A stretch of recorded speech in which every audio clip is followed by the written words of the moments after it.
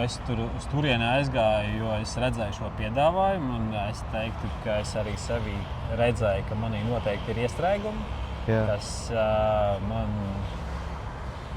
neļauj realizēties ar pilnu potenciālu, ne tikai darbā, bet arī visās citās jomās. Okay. Kas tas bija, ko tu pieredzēji tur? Kas tur notika tev no tava skatu punkta? Es teiktu, es nokļuvu tuvāk pats sev. Kā? Vai? Es teiktu, ka uzticoties procesam. Jā. Nevienmēr viss jāsaprot, un nevienmēr viss ir izskaidrojams. Vienkārši reizēm uzticēties procesam ir tas, kas noved pie rezultāta. Paļaujoties uz to, ka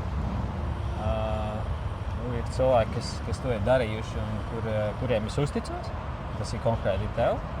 Un tas man arī rāda šo te pievienoto vērtību, ka es uzticoties procesam varu nonākt tur, kur es esmu tagad. Tas tagad, vai ko tas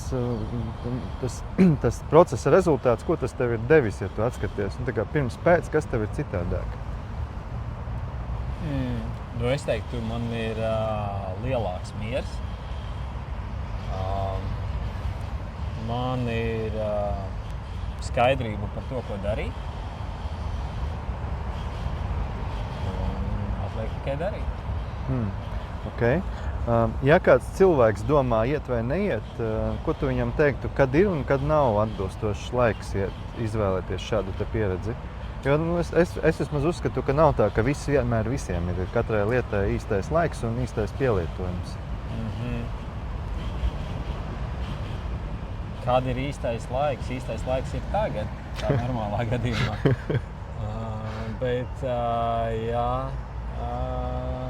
es teiktu, ka kā ar visām lietām dzīvē, un tas ir atnācis pie manis pēdējo pāris gadu laikā, uzticēties savām iekšējām sajūtām. Ja iekšējās sajūtas, intuīcija, gut feeling vai iekšējā balss saka, ka man tur vajadzētu būt, tad arī tev tur ir jābūt.